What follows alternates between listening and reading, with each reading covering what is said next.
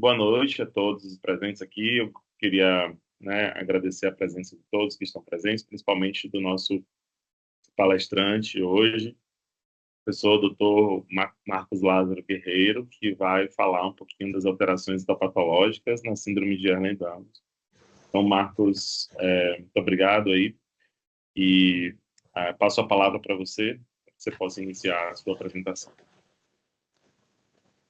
Boa noite a todos e a todas. Agradeço o convite. Para mim é uma honra poder trabalhar com vocês, né?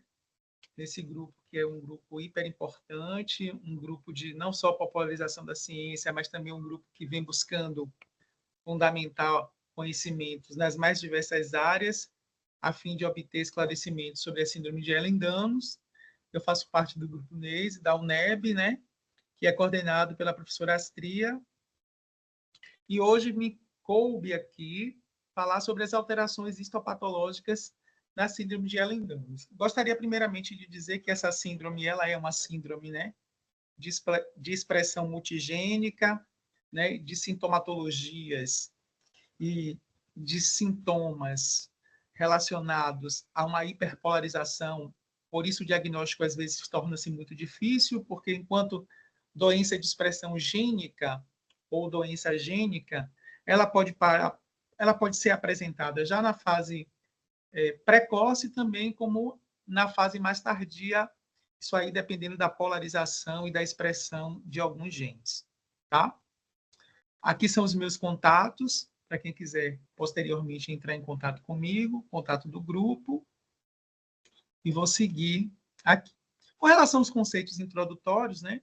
Essa síndrome, ela foi descrita por esses dois dermatologistas e cientistas da área na década de 30, mais precisamente no ano de 1936, a partir dessa hiperelasticidade da pele e de apresentações clínicas com relação à hipermobilidade.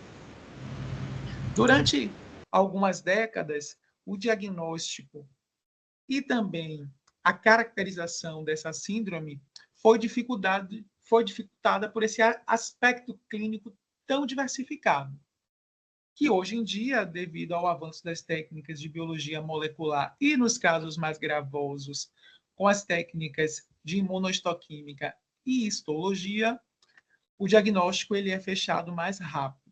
Mas ainda assim, é um diagnóstico complexo, é um diagnóstico de difícil chegada, como eu havia dito antes, pela polarização, e, acima de tudo, porque inicialmente, né, muitos dos indivíduos que sofrem com a síndrome acreditam ter ali, pela hipermobilidade, uma vantagem com relação aos outros indivíduos, né?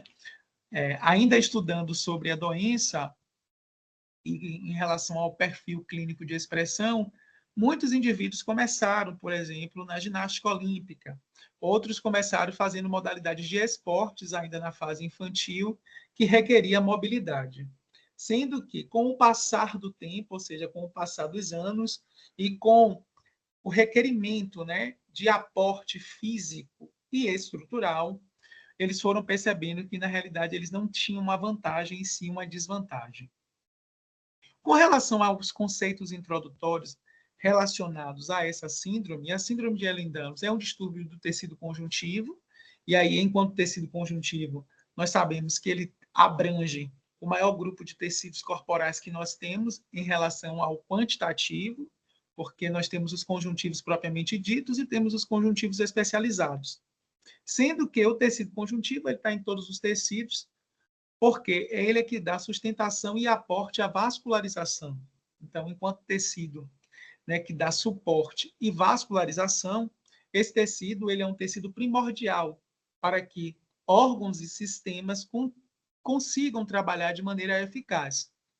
Por exemplo, quando a gente pensa em um músculo muito bem hipertrofiado, quando a gente pensa em um órgão trabalhando com a motilidade muscular lisa, ou mesmo com a motilidade esquelética, a gente precisa que o sistema, né, conjuntivo ali das suas membranas conjuntivas e das matrizes intersticiais, que a gente também pode chamar de matriz extracelular, estejam dando um suporte, não só mecânico, como fisiológico adequado.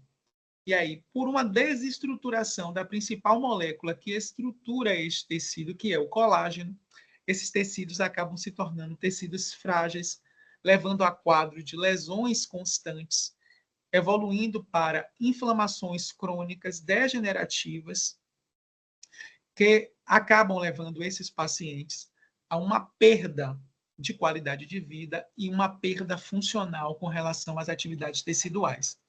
Vale ressaltar, né, que essa perda progressiva relacionada a diversos órgãos e sistemas, ele vai ocorrendo por um processo inflamatório que tem muito a ver com a desestabilidade, com a expressão de peptídeos relacionados a esse colágeno degenerado, que acaba aí, né, startando células inflamatórias que vêm digeri-lo e acaba ali criando pequenos focos inflamatórios progressivos, né? Desde 2017, que ela é classificada ou alocada em 13 tipos, com 19 genes causais, né? Já muito bem estudados e sequenciados, que alocou, enquadrou que realmente o colágeno é a principal causa, né, dessa expressão fenotípica da doença. Claro que quando a gente pensa no colágeno, a gente não pode esquecer que o colágeno não trabalha sozinho.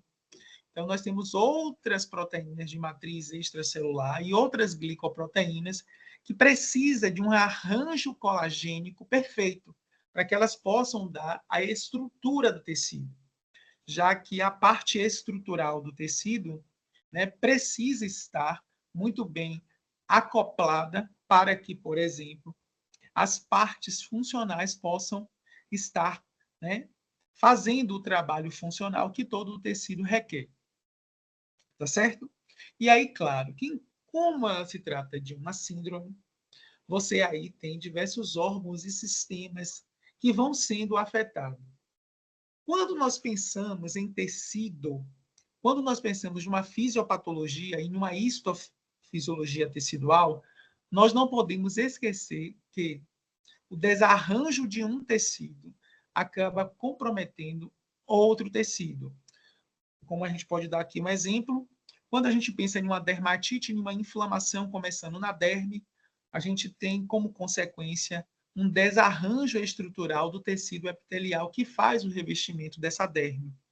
Então, veja, quando eu penso em uma desestruturação das lâminas próprias dos tecidos conjuntivos das mucosas, então eu já vou pensar em um desarranjo na função intestinal.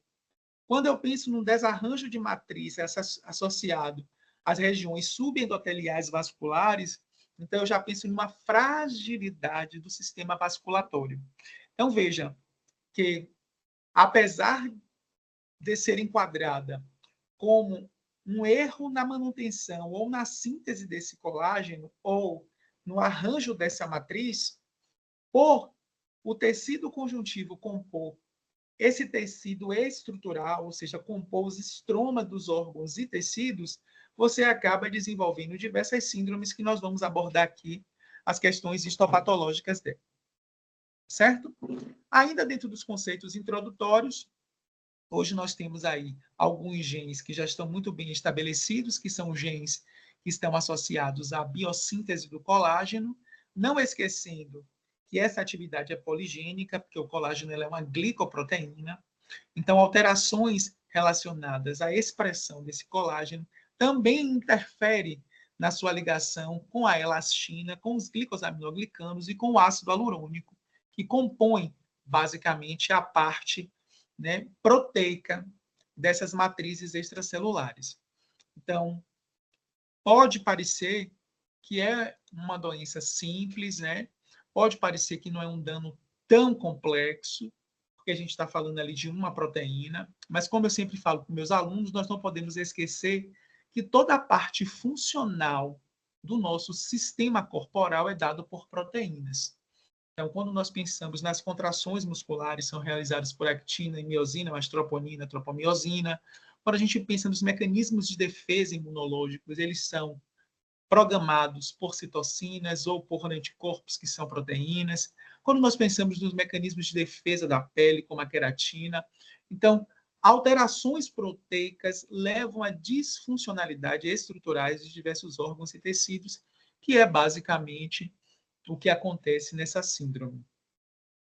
Quando a gente para relacionar essas sintomatologias e essas doenças que a tornam sindrômicas, a gente deve separar um pouco, né?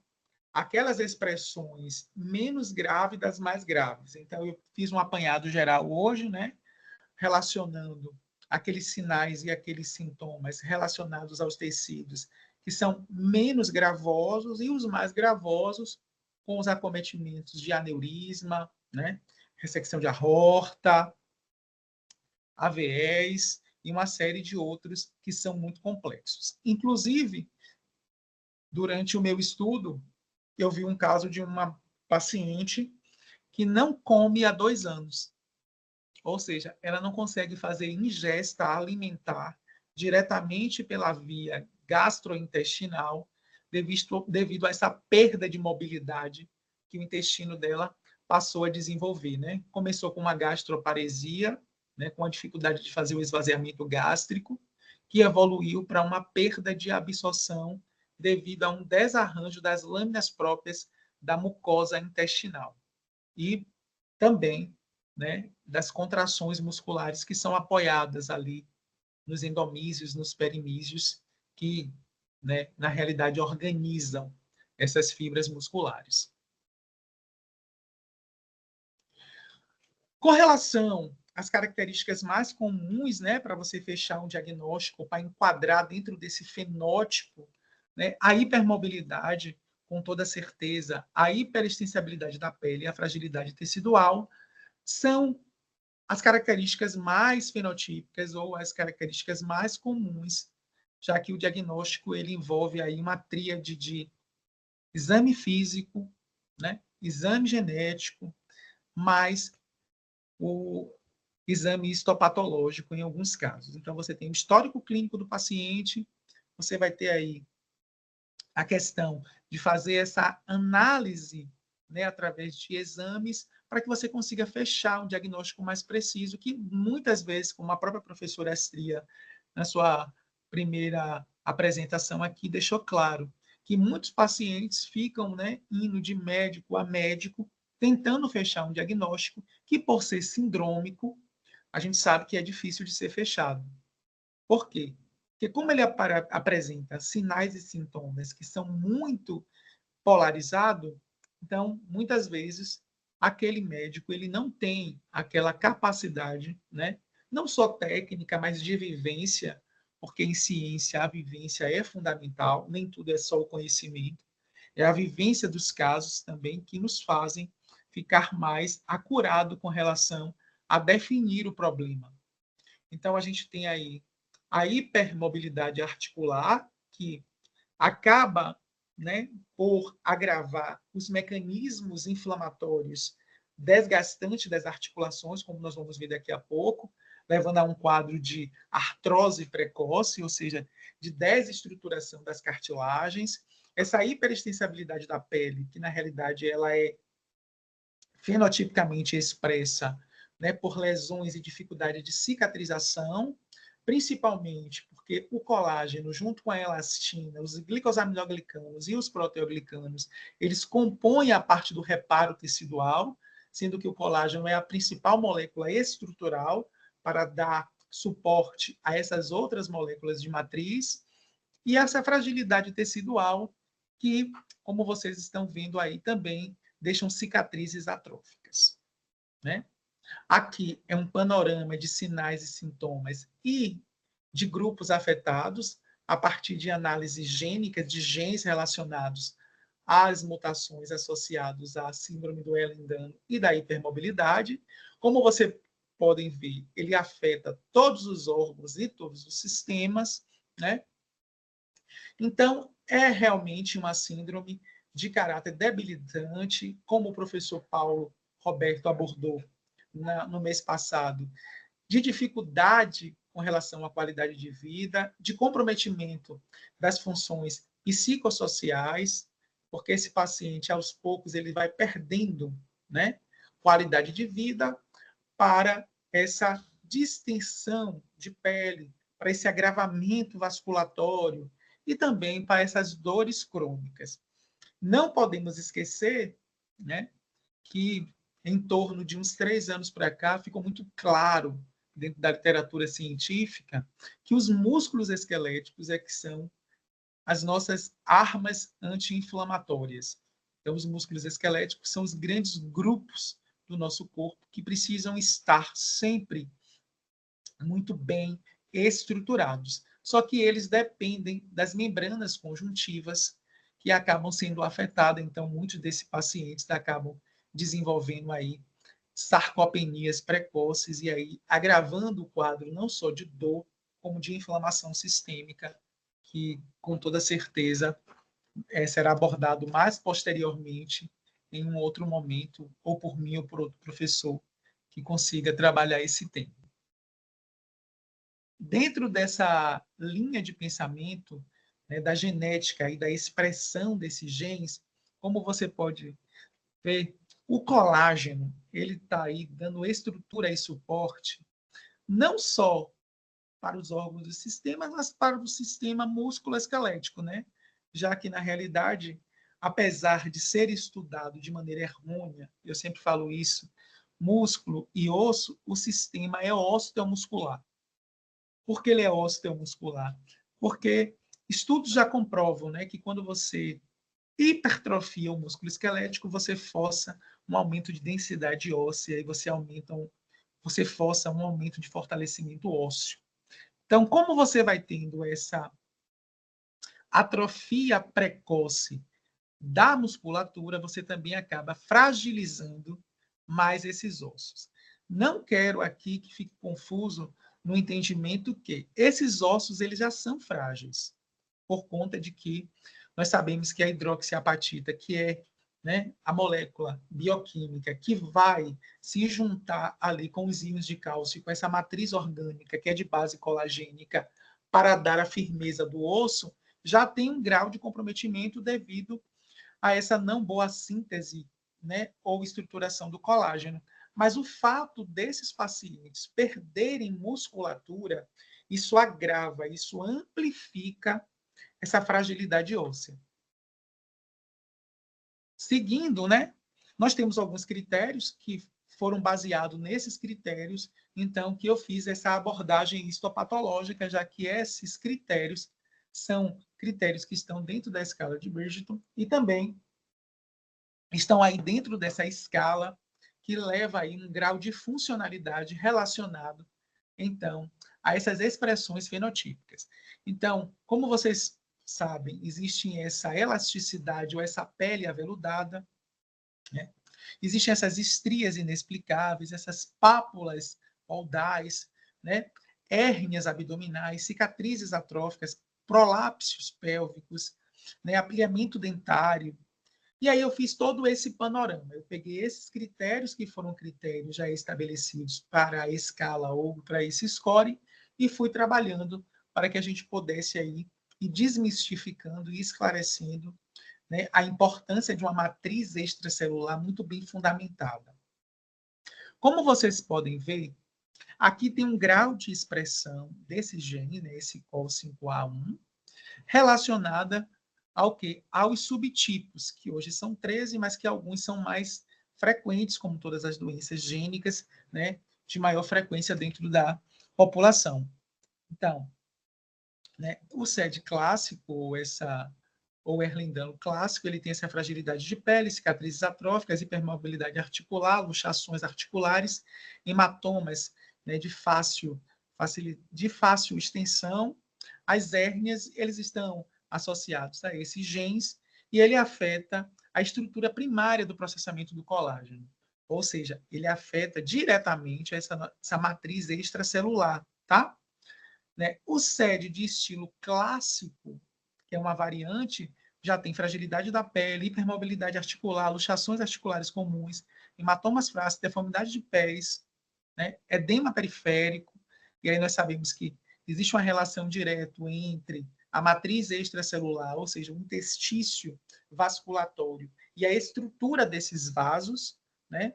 Já que a parte de tecido conjuntivo das camadas adventícias e do subendotélio é importante para manter o vaso muito bem estruturado, ou seja, para manter um grau de tonicidade vascular. Então, fraqueza muscular leve e atrofia, assim como o prolapso de órgão, e ele afeta diretamente a função da miomatriz, ou seja, afeta exatamente aquele interstício musculatório que é tão necessário para que a gente mantenha essa estrutura musculoesquelética funcionando, tá?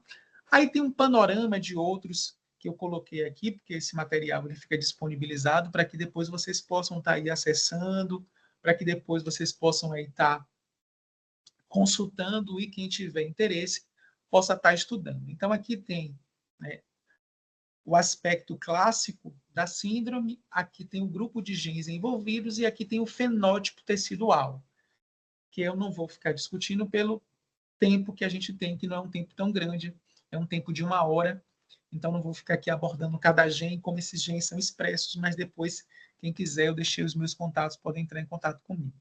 Tá certo? Então, como é que começa esse processo degenerativo colagênico? Começa com a expressão errônea desses genes. Então, esses genes acabam ali tendo uma dificuldade na expressão desse colágeno, ou seja, associado a alguns aminoácidos, que depois acredito que o pessoal da genética e da biologia molecular vai abordar isso aí, né, de maneira mais minuciosa. E aí, o que acontece? Como vocês estão vendo aqui na imagem, a estrutura da matriz extracelular ela é muito bem coordenada e muito bem arquitetada pelos colágenos, pelas elastinas, pelos glicosaminoglicanos, pelos proteoglicanos e por outras proteínas que são extremamente importantes para criar esse arcabouço e deixar que órgãos e tecidos possam desempenhar suas funções de maneira executória. E aí o que acontece? Quando esse colágeno acaba ficando degenerado, ele acaba sendo, na realidade, uma molécula lesiva à estrutura daquela matriz. Ou mesmo, quando o indivíduo, por algum trauma, sofre algum tipo de lesão, starta esses mecanismos inflamatórios. E aí, quando eu penso em mecanismos inflamatórios, em uma pessoa que não tenha nenhum tipo de síndrome ou que não tenha nenhum tipo de problema relacionado à cicatrização, ou seja, que não tenha nenhuma doença metabólica, inflamatória, ou que não tenha nenhum problema histofisiológico, ou mesmo, né, histoimunológico, o caminho a seguir é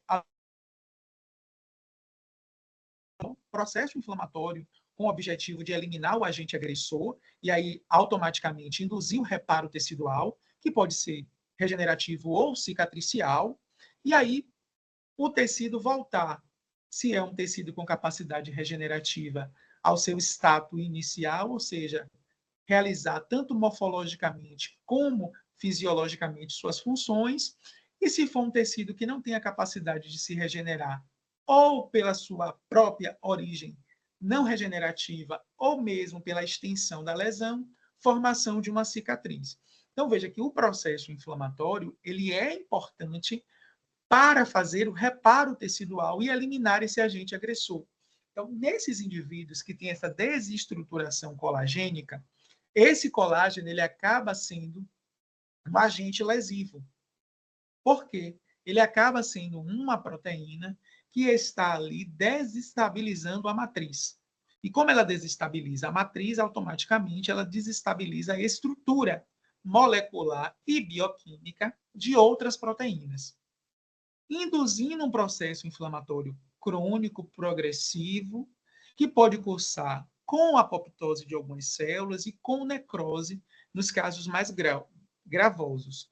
E aí você vai ter aqui duas coisas importantes. Uma é a degeneração dessas estruturas, né, conjuntivas, e a segunda que é o que a não possibilidade de um processo cicatricial ou regenerativo correto.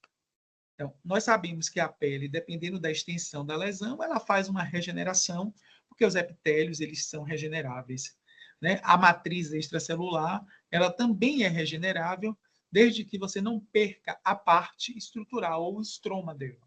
Mas nos indivíduos portadores dessa síndrome, ele acaba não indo ao desfecho do processo inflamatório e reparatório, que seria reverter o quadro de lesão, fazendo com que aquele tecido, por exemplo, voltasse a ter uma estrutura colagênica e uma estrutura epitelial correta.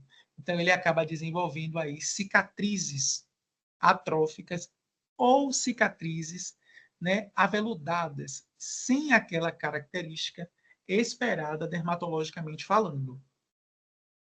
E aí, aqui eu mostro, por exemplo, um perfil inflamatório que deveria estar ocorrendo, que seria o quê? O tecido ele é lesionado, então, a partir dessa lesão, ativa-se os mecanismos inflamatórios, cria-se um infiltrado inflamatório com a capacidade de eliminar o agente agressor e, posteriormente, com essa mudança de perfil inflamatório de macrófagos teciduais de M1 para M2, induzir o reparo tecidual pela expansão e ativação de fibroblastos e de fatores de crescimento, levando a uma fibrose que posteriormente vai fazer um remodelamento tecidual, fazendo com que essa cicatrização ou com que essa regeneração seja perfeita. Isso em indivíduos que não têm nenhum tipo de problema histofisiológico ou imunológico, né? Ou que tenha a síndrome que nós estamos discutindo aqui.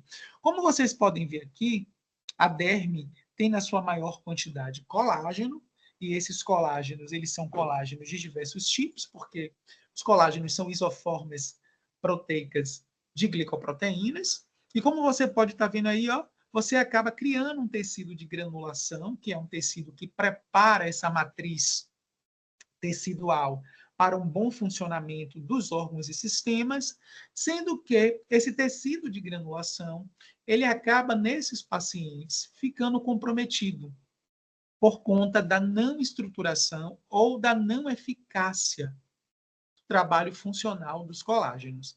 E aí eu trago aqui um aspecto histopatológico mostrando, né, uma lesão aqui, né, na pele, que seria uma estrutura normal, né? Então, aquele indivíduo que não tem nenhum problema histofisiológico ou mesmo histoimunológico. Então, como vocês verem, aqui é uma área de lesão. Essa área de lesão, ela afeta não só a epiderme, mas como afeta a derme. Isso aqui é 24 horas, tá? Como vocês estão vendo, após esse mecanismo de 24 horas, nós temos uma zona hiperêmica, né, que seria aquela zona onde há o aumento do fluxo sanguíneo, uma região de edema com exudato inflamatório que vai dar origem ao cascão da ferida, que é o que vocês estão vendo aqui do lado. Então, aqui você tem esse exudato inflamatório, você tem essa zona de hiperemia com esses vasos congestos, com esses infiltrados inflamatórios, e logo abaixo você vê essa matriz dérmica, com essas fibras de colágeno misturadas com fibras de elastina. Então, veja que 7 dias após, em pessoas que não têm nenhum tipo de problema relacionado à síntese de colágeno ou nenhum problema histoimunológico ou histofisiológico, a coisa já começa a dar o quê? Um start para um fechamento, um start para um reparo positivo, para um reparo que vai ter como desfecho uma pele renovada, que aí hoje em dia é muito aplicado nos procedimentos estéticos, né? Você induz pequenas áreas de inflamação, ou seja, se induz pequenas lesões, e essas lesões em pessoas que não têm nenhum comprometimento dérmico ou fisiológico, ela acaba se renovando. Posteriormente, como vocês estão vendo aqui, numa fase mais progressiva, está aqui ó, uma biossíntese de colágeno nesse tecido de granulação, que é um tecido neoformado, onde tem uma síntese de colágeno novo, uma síntese de elastina, uma síntese de glicosaminoglicanos, ou seja, você tem uma biossíntese que prepara aquelas matrizes, independentemente de ser uma matriz por exemplo, de um tecido conjuntivo propriamente dito, mas de um tecido conjuntivo especializado. E aqui ao lado você já vê uma fase proliferativa, como vocês estão vendo, com a presença já de fibras de colágeno e de fibroblastos. Em pacientes com Ehlers-Danlos, isso daí não vai acontecer de maneira exitosa, porque você tem o quê? Um defeito na biossíntese, principalmente afetando, porque nesse caso daqui a principal célula afetada seria os fibroblastos. Só que imunologicamente falando, os fibroblastos, eles são ativados por macrófago, que dependendo da situação também podem se transformar em fibroblastos. Então você tem aí um comprometimento imunopatológico nesses indivíduos que têm a síndrome de Ehlers-Danlos, que dificulta o processo cicatricial, porque as duas principais células envolvidas no processo acabam estando com essas mutações. Então, esse eixo que eu tinha descrito anteriormente, que eu vou voltar aqui atrás para vocês verem, tá vendo? Macrófago ativando alternativamente o fibroblasto para a biossíntese de TGF-beta, que é uma citocina que ativa a produção de fatores teciduais de crescimento, assim como de outros fatores de crescimento que nesses indivíduos com Ehlers-Danlos fica comprometido. Que aí merecem estudos mais aprofundados com relação a esses mecanismos imunopatológicos, né? Como esses mecanismos imunopatológicos estariam se conversando entre si, né? Como é que seria esse processo cicatricial que é descrito clinicamente como de fragilidade, mas como é esse processo imunopatologicamente falando? Eu acho que cabe aí alguns estudos mais aprofundados na área do mecanismo, né? Outros aspectos histopatológicos, como vocês podem ver aqui, aqui eu trago uma pele normal, então após o processo cicatricial, assim deve ficar a pele. E aqui uma pele com a deposição de colágeno, né, errônea, com a deposição de colágeno ali desestruturada, né, mostrando fibras alongadas e desestruturadas em um processo de hiperprodução, mas de não boa execução dessa molécula, já que patologicamente todo excesso é danoso. Seguindo a, a esse aspecto, né, histopatológico, fenotipicamente falando, então nós vimos anteriormente, como eu estou aqui mostrando para você, esses aspectos histofisiológicos, ele apresenta-se fenotipicamente como o paciente vai ver, como o dermatologista vai ver, como o geneticista vai ver, ou como aquele médico que acompanha o paciente vai conseguir enxergar, né, ao exame físico.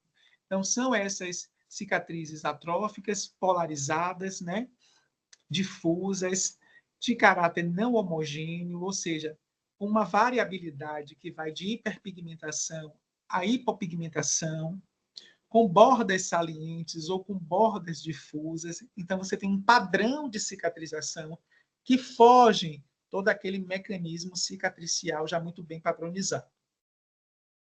Com relação ainda a esses aspectos, como vocês podem ver, há uma polaridade e também um desfecho cicatricial bastante complexo. Isso aqui são panoramas, né? Isso aí é um panorama geral, um painel mostrando, né, o grau de polarização ou grau de diversidade dentro desse processo cicatricial, deixando muito claro para vocês que essa fragilidade ou que na realidade essa perda, né, de tônus cicatricial é muito grande. Então você vê aí essa flacidez associado a todas as cicatrizes mostradas aí. É também, né, de se nos chamar a atenção, porque está dentro daqueles quadros, como vocês viram lá, o processo das estrias inexplicáveis. E aí, é inexplicável em que sentido? É inexplicável quando a gente imagina que ela vai estar enquadrada aí dentro de um aspecto que é muito mais por desestruturação do colágeno mesmo, ou seja, faz parte da síndrome, do que daquelas variantes associadas, que seria o quê? Extensão mecânica, devido a pessoas que engordam ou emagrecem muito rápido, ou têm um processo de obesidade, né, de grau 3, com extensibilidade da pele, mais do que a pele estaria ali suportável, né? Não estaria dentro da teoria endócrina, né, dentro daqueles processos inflamatórios, né, como na obesidade, na diabetes e em outras doenças inflamatórias sistêmicas, e também não teria nenhum tipo de infecção/inflamação de pele que estaria aí associando a essa degeneração de colágeno. Então, o que acontece, basicamente? Você tem ali uma desestruturação, como eu estou mostrando aqui, das fibras colagênicas e das proteínas da matriz que dão as fibras de colágeno arcabouço, ou seja, dão estrutura. Então, as pessoas que têm a síndrome de Ehlers-Danlos passam a ter essas estrias inexplicáveis em diversas áreas do corpo, ou ficam mais suscetibilidades ao aparecimento delas. Tá? Aí aqui eu estou mostrando o aspecto tecidual fenotípico, e aqui um modelo, né, esquemático mostrando que essas fibras de colágeno elas precisam estar muito bem entrelaçadas e unidas e com um arcabouço muito bem feito. Nesses indivíduos, pela fragilidade do colágeno ou pela não estruturação bioquímica dessas fibras de colágeno, o que acaba acontecendo é o rompimento, né, com maior incidência e aí o aparecimento dessas estrias. Como vocês podem ver mais adiante, outro aspecto também histológico associado, né, à desestruturação do colágeno que afeta a derme são essas pápulas poldais, né, que são o aparecimento dessas bolhas associadas a tecido adiposo e a tecido colagênico desestruturado, ou seja, é como se fizesse meio que uma lipidose, mas não é uma lipidose, tá? Alguém ligou o microfone aí? Já mutei, já mutei.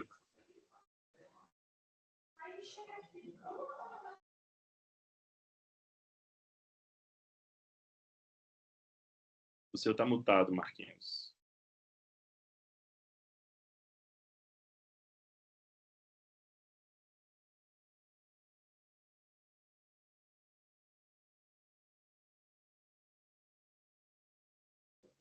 O meu celular está desligado? Pronto, Alô? voltou. Voltou? Pronto. Então, mas vocês conseguiram ouvir essa outra aqui? Os aspectos histopatológicos das estrias inexplicáveis? Sim, sim. Foi só o finalzinho aí. Então, no final eu estava dizendo que nesses indivíduos que têm a síndrome, existe uma Não, a gente ouviu também o outro slide, Marquinhos. Só foi o finalzinho Esse quando aqui? entrou uma pessoa. Isso, a gente ouviu também essa parte. Ah, tá. Conseguimos Então, ouvir. aqui, Só o como vocês finalzinho que podem... entrou uma pessoa com o microfone aberto e aí atrapalhou um pouquinho, mas tudo bem. Tá. Você Então, já como vocês pode podem... continuar. Então, como vocês podem ver aqui, existe uma desestruturação, né, do tecido adiposo, né, ali associado a um acúmulo, né, de gorduras da matriz a esses colágenos desestruturados, formando, na realidade, essas pequenas pápulas poldais, né? Pápulas são lesões sólidas que acontecem na derme, que fenotipicamente falando, você vai caracterizá-la dessa seguinte maneira. Histologicamente falando, são esses acúmulos de tecido conjuntivo dérmico associados à gordura mais colágeno degenerado. Tá certo? Uma outra expressão dentro da síndrome são as múltiplas hérnias. E aqui vale ressaltar que o aparecimento de hérnia em indivíduos normais estão associados a um enfraquecimento das camadas conjuntivas protetoras de suporte. Então, quando uma hérnia aparece, por exemplo, em qualquer um de nós que não tenha a síndrome, isso pode estar associado a um hiperesforço que nós fizemos que acabou por enfraquecer ou romper aquela estrutura de suporte. Já em indivíduos com a síndrome, o que acontece? Esse colágeno, junto com aquelas proteínas de suporte, acabam perdendo a capacidade estrutural, ou seja, acaba perdendo essa capacidade de dar o suporte, e aí automaticamente essa camada protetora que forma ali os interstícios e os arcabouços acabam histologicamente se enfraquecendo, e aí você acaba tendo essas protusões, tá? Aonde, como eu mostro aqui, acaba saindo, né, daquela estrutura tecidual para regiões de interstícios aonde não deveriam estar. Então, ela acaba se abrindo esses orifícios que anteriormente não abririam, devido a essa estrutura matricial, né, de tração, já que o colágeno é uma proteína de tração, que traciona, que dá força, que dá ali essa capacidade de sustentabilidade dessas matrizes. E aqui eu trago os aspectos histopatológicos, como vocês estão vendo aí. Então, existe, né, uma quantidade de tecido fibroso, só que esse tecido fibroso que está aqui, né, nessa estrutura 2, assim como nessa estrutura 1, ele acaba não sendo uma estrutura fibrosa de tração. Então, você tem a síntese, mas essa síntese fica comprometida. E aí, o órgão pressionando, a musculatura pressionando, assim como os órgãos internos pressionando, você acaba criando essas protusões, que podem ser, como eu havia chamado a atenção aqui, distendida por todo o abdômen, inclusive nas regiões inguinais. Tá?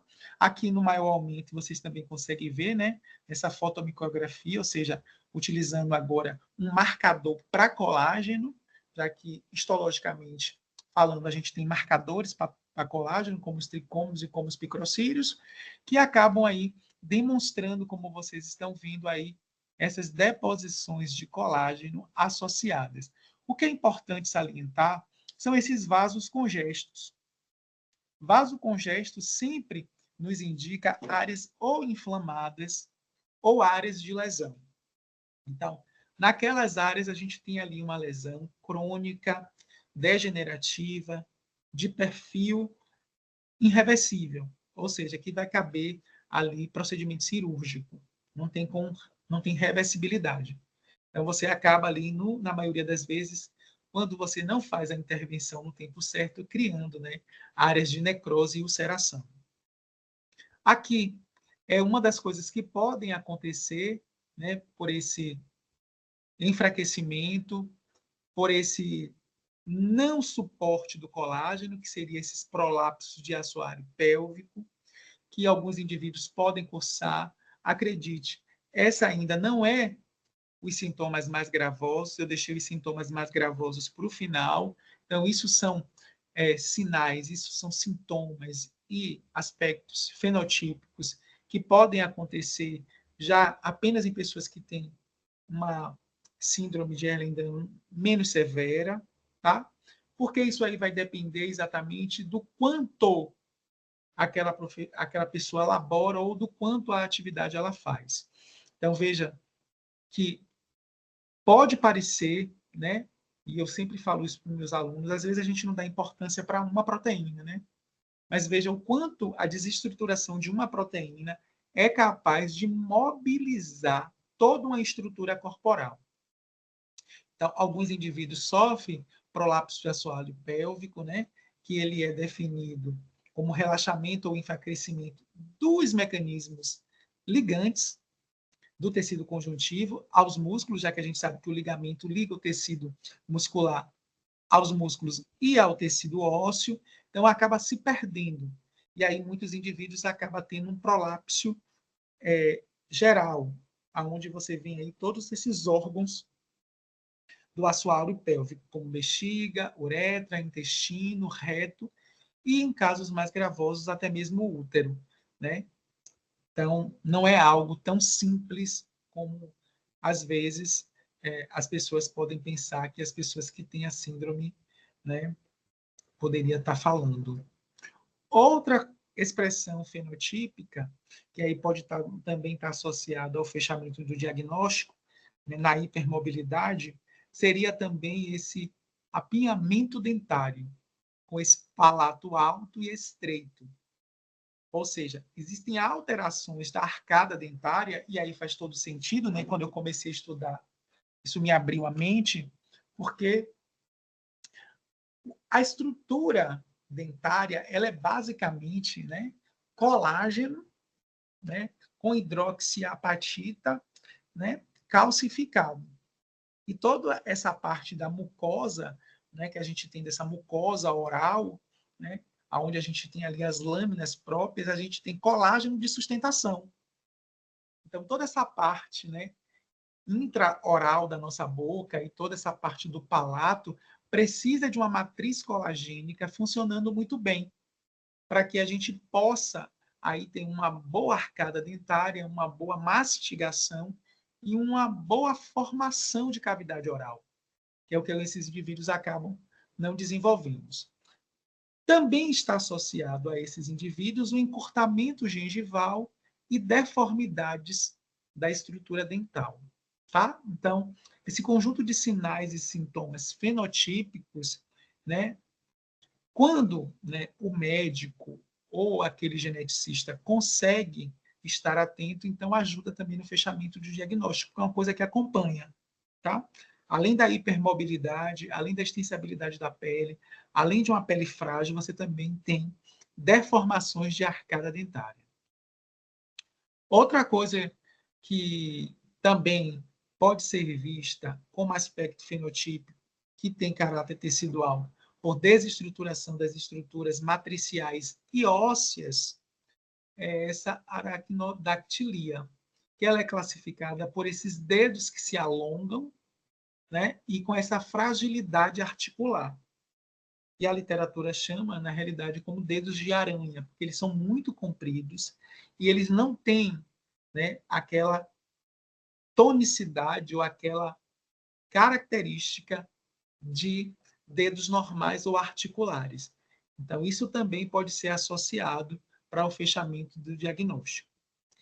Quando a gente pensa nessas articulações, tanto do aparelho locomotor das mãos, dos pés e da musculatura osteomuscular, a gente já vai ter que pensar, então, como é que é essa matriz, já que o tecido conjuntivo articular, que a gente chama de cartilagem, ele também é rico em fibras de colágeno. Então, eu achei bem interessante, porque essa literatura aqui, que eu botei aqui a referência para depois, se vocês quiserem ler ou se aprofundar, mostra muito bem claro, né? O condrócito e o condroblasto, que são essas células, que são células mesenquimais análogas ao fibroblasto, só que elas são do tecido cartilaginoso, produzindo uma matriz extracelular e a produção de colágeno. Então, veja aí a composição da cartilagem articular. Colágeno do tipo 3. Associado ao quê? Um dia eu estava conversando com a Astria, né, nos nossos papos, né, filosóficos e científicos, que na realidade precisa ser estudado várias proteínas de matriz extracelular, porque ainda que elas não tenham mutação descrita, elas precisam de suporte bioquímico do colágeno, ou elas dão suporte bioquímico ao colágeno. Por exemplo, em questões de polarização, em questões de resíduos de aminoácido, em questões de forças fracas, como forças de Van der Waals, forças hidrofóbicas, que dariam a essa matriz uma maior sustentabilidade. E aí, como vocês podem ver, o que acaba acontecendo? Veja que o enfraquecimento não é só do colágeno, acaba tendo um comprometimento também das proteínas de ligação, também do ácido hialurônico.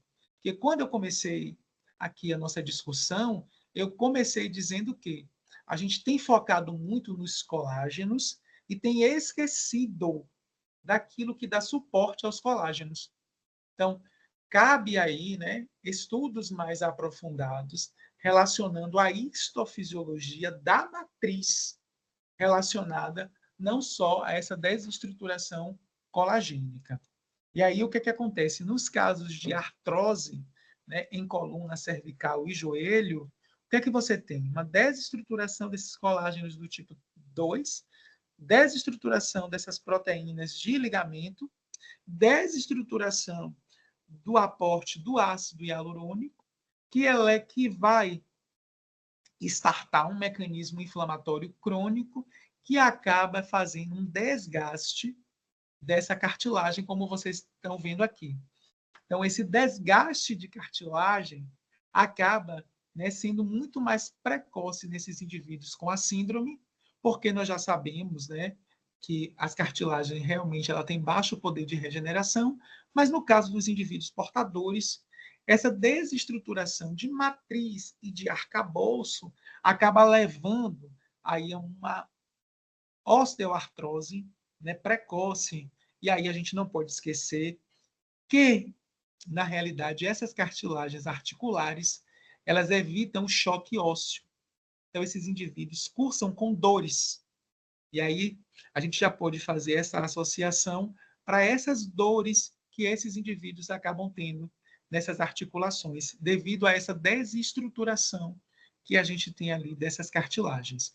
E aí, o que acontece? Como vocês estão vendo aí, nessas osteoartrose associadas à coluna e ao joelho, vocês passam a terem, né, os indivíduos que têm um contágio, esse toque entre as superfícies ósseas que levam a dores, e como também existe essa fragilidade na biossíntese e também na calcificação desse tecido ósseo, esse tecido ósseo ele acaba se deformando, como vocês estão vendo aí nessas fotos aí, nessas micografias de ressonância. Com relação aos aspectos histopatológicos, que essa foi a proposta da professora Astria e do grupo eu trazer, aqui vocês estão vendo as cartilagens, então aqui a estrutura e a deposição de colágeno está tranquila, não tem nenhum tipo de alteração. Como vocês podem ver, aqui é uma cartilagem hialina, que é rica em colágeno, né, que aqui apresentam-se nessas ilhas de condrócitos. Aqui a gente tem uma cartilagem elástica, onde a gente tem colágeno também, mas a gente tem uma maior quantidade de elastina. Então, por isso que eu venho discutindo com a Astria que a gente precisa, né, discutir um pouco essas proteínas acessórias, porque para que essa cartilagem elástica funcione bem, não é só ter o colágeno bom, é preciso também ter um aporte de elastina. E aqui nós temos a fibrocartilagem, que é uma cartilagem aí que tem algumas considerações com relação à anatomia e à fisiologia dela. Como vocês podem ver, os grupos de células produtoras desses colágenos e dessa matriz, elas estão distendidos de maneira diferente, e isso implica em uma maior flexibilidade dessa cartilagem. Então, aqui você tem uma cartilagem normal, sem alteração inflamatória nenhuma. Aqui nessa fotomicrografia de B, você já tem aí um afastamento, né, e uma retração dessa cartilagem por desgaste em um processo inflamatório focal ali, que vai se difundindo por toda a cartilagem, que aí vai ser, com toda certeza, um mecanismo imunopatológico de destruição. E aí, claro, como você tem uma inflamação barra desgaste, esses ossos, ao tocar, junto com os mediadores de dores produzidos pela inflamação, levam a essas terríveis dores. Aqui também é um outro quadro histopatológico muito frequente, que são as luxações, ou essas desestabilizações de ombro. Como vocês podem ver aqui, né? Essas pessoas que desenvolvem essa síndrome perdem essa capacidade de ligação, perdem essa capacidade de tração do colágeno, então esses ombros ficam mais fragilizados e mais hipermóveis, se deslocando e criando esses processos inflamatórios. Fenotipicamente falando e anatomicamente falando, você tem uma deformidade do padrão anatômico. Então essas pessoas vão cursar não só com dores, mas com aparência de deformidade, como vocês podem ver aqui nessa imagem. Então, eles passam a desenvolver esses ombros caídos ou esses ombros desordenados, que segue aí um padrão músculo-esquelético. Com relação, já vou me adiantar pela hora, tá certo? Se vocês quiserem também, possam me regulando aí, porque eu costumo falar demais, às vezes eu vou me perdendo. Então, professor Herbert e professora Astria, quanto tempo eu tenho ainda? Eu gostaria só de saber para eu ir me controlando aqui. Então, com relação... Marquinhos, Oi. a gente tem uma programação até às 20 horas, então são 19 horas e 7 minutos. Então, eu ainda posso usar uns 20 A gente minutinhos, ainda né? vai, Porque... a gente vai discutir um pouquinho depois, então Só para você ter noção de A quanto tempo. Você palestra, tem mais um. Você tem mais. uns 20 minutos, né? Isso. Tá ótimo. Tá pronto. Vou ver se consigo aí terminar nesses 20 minutos. Com relação a esses aspectos histopatológicos associados aos mecanismos osteomusculares, né? Aqui vocês estão vendo desestabilizações ósseas associados às cartilagens e à musculatura, ou seja, ao sistema osteomuscular. Aqui eu trago um panorama histológico de uma musculatura normal, então aqui você tem um tecido muscular estriado, esquelético, normal, ou seja, com as fibras musculares muito bem hipertrofiadas, unidas por uma matriz, né, intersticial de tecido colagênico, né, com seus endomísios, perimísios ali muito bem formados. E aqui ao lado vocês já estão vendo uma atrofia intensa, que é um dos resultados que vai acontecer por dois mecanismos, né?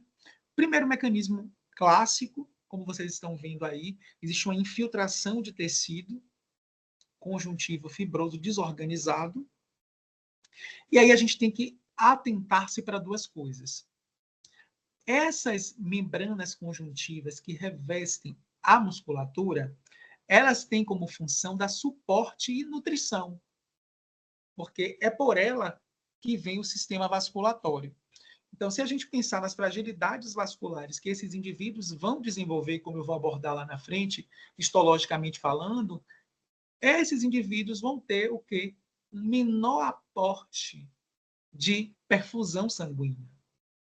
Então, isso pode explicar também, e isso aí cabe uma discussão mais ampla em uma outra reunião, essa fadiga constante, né? Já que existe um quadro de fadiga crônica desses pacientes. E aí, que não está associado à anemia, né? Porque quando se a gente fosse fazer uma associação fisiopatológica de anemia, tudo bem, né? Nós sabemos que pacientes anêmicos têm essa fadiga crônica ou pacientes que têm infecções, né, onde há um mecanismo inflamatório com citocinas pró-inflamatórias de grande potência, como nas mononucleoses da vida, que deixam essa fadiga crônica. Mas a gente não tem nesses indivíduos nenhum tipo de infecção e também não tem anemias. E tem essa fadiga crônica, né, que está associado a essa atrofia de musculatura, muito provavelmente pela essa fragilidade vascular por perda do aporte dessas membranas conjuntivas que têm no seu colágeno ali estruturas importantes para deixar elas, né, e para que os vasos possam penetrar no músculo e trazer não só nutrientes, mas também o oxigênio necessário, inclusive, né, se a gente fosse discutir aqui a parte endócrina fisiológica, para que os receptores de GLUT, né, o GLUT4, pudesse vir para as membranas e pudesse ter esse aporte maior de glicose, já que o músculo se alimenta de glicose e um músculo bem alimentado é um músculo que não tem fadiga. Então, assim, quando a gente para estudar essa síndrome, aí é um mundo de coisas que a gente tem que pensar, aí são milhares de ideias e milhares de associações que a gente pode fazer.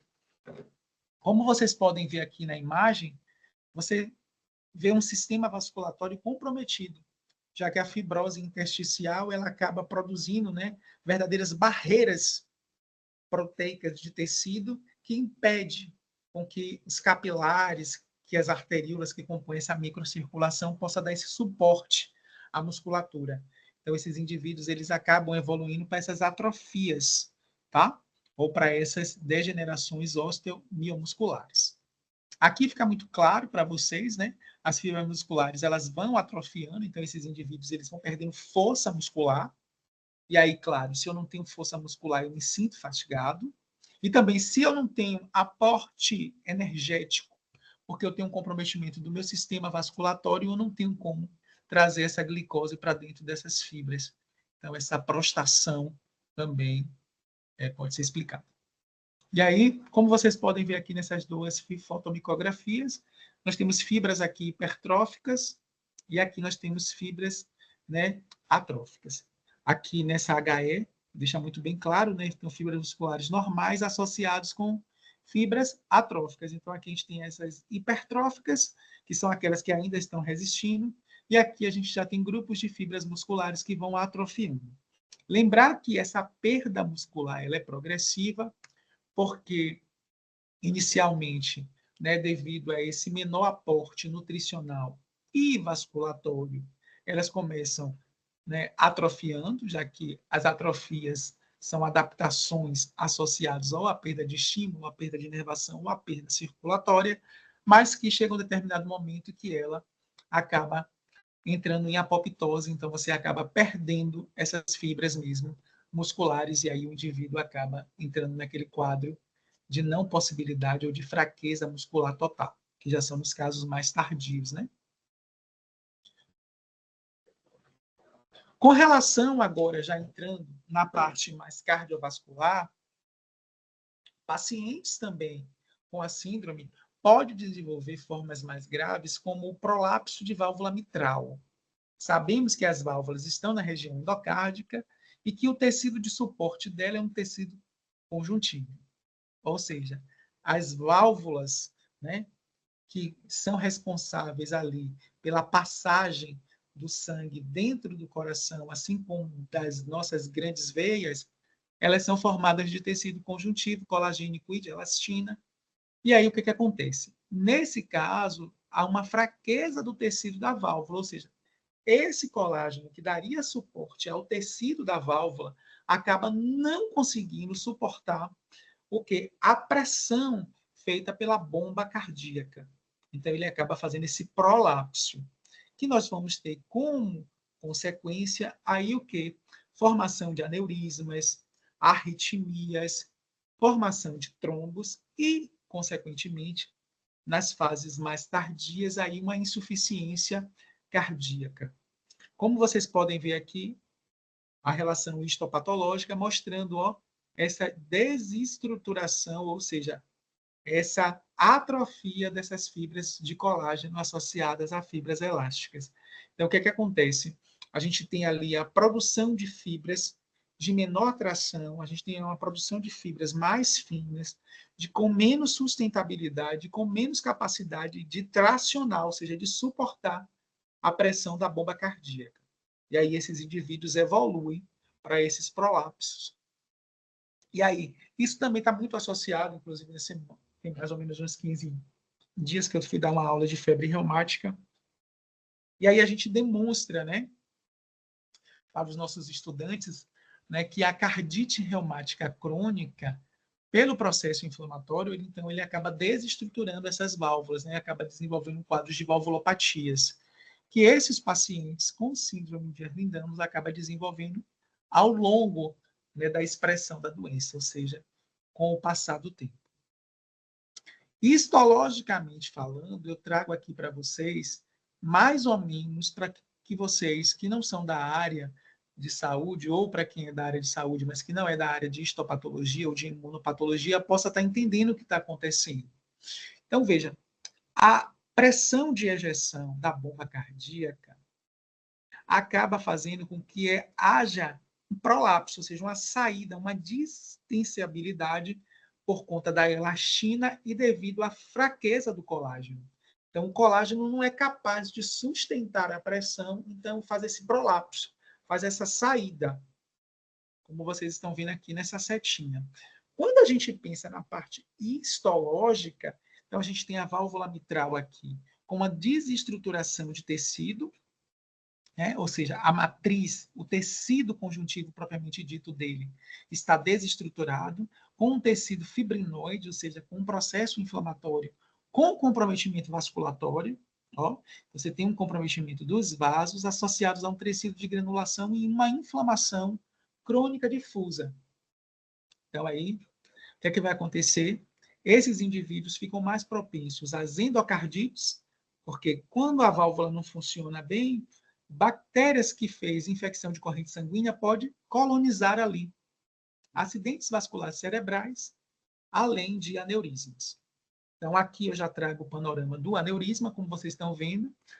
Um dos aneurismas mais frequentes quando os indivíduos entram na parte cardiovascular da síndrome é os aneurismas de aorta.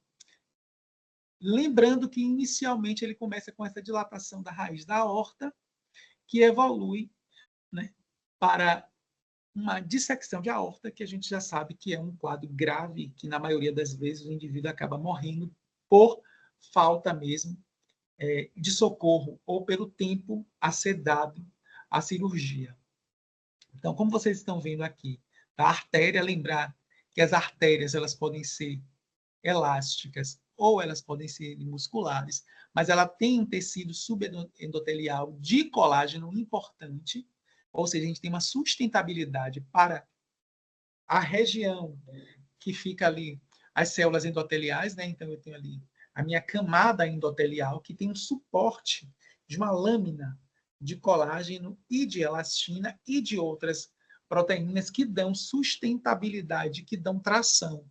Então, a pressão mesmo de ejeção que vem, já que as artérias elásticas elas têm como função estabilizar a pressão, acaba não tendo esse suporte vindo do colágeno, já que as artérias elásticas, a função dela é estabilizar a pressão. Então, com a força de ejeção, ela se distende.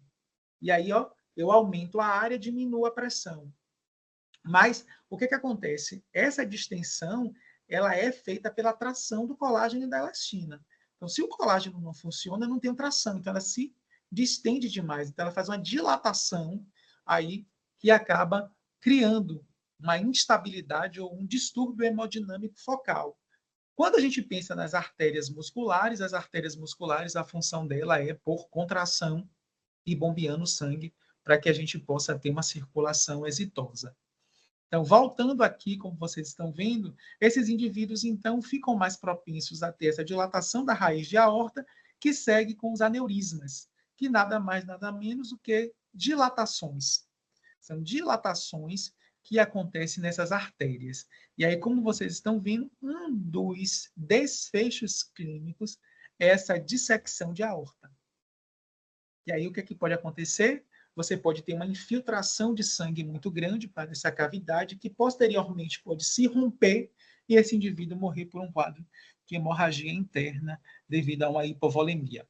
Como vocês podem ver aqui nessa imagem, né, eu achei essa imagem muito elucidativa, veja ó, que essa parte de camada íntima, que é associado logo abaixo dela de uma estrutura, né, de tecido conjuntivo, se rompe, ou seja, não aguenta a pressão, né?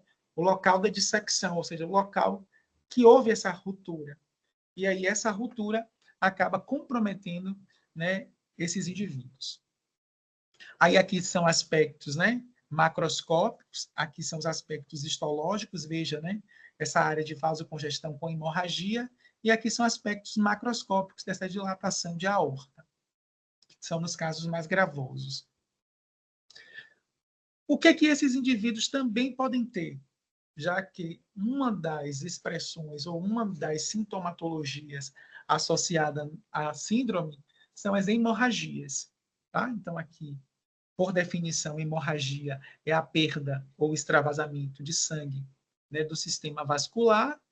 E nos casos mais sérios ou mais graves, a gente teria aí os AVCs isquêmicos por formação ou de trombo ou de êmbolo, impedindo a passagem de sangue, ou os AVCs ou os AVEs hemorrágicos, aonde há esse extravasamento, tá?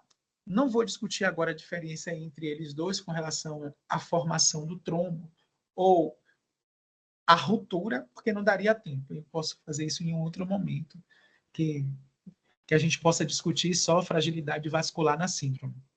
E aí, o que acontece? Com relação aos aspectos histológicos, como eu queria falar para você, então veja, ó, eu tenho um endotélio, que é essa parte aqui, logo abaixo dessas células endoteliais, então eu tenho uma camada de tecido conjuntivo, então eu tenho uma camada de tecido colagênico. E tem uma camada de tecido colagênico na parte adventícia. Então eu tenho um tecido conjuntivo formando ela, basicamente.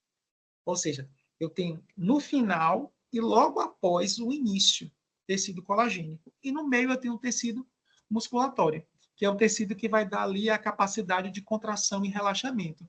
Então, nos indivíduos com a síndrome, essa parte estrutural fica toda ela comprometida. Tanto a parte inicial pós-endotelial, como a parte adventícia.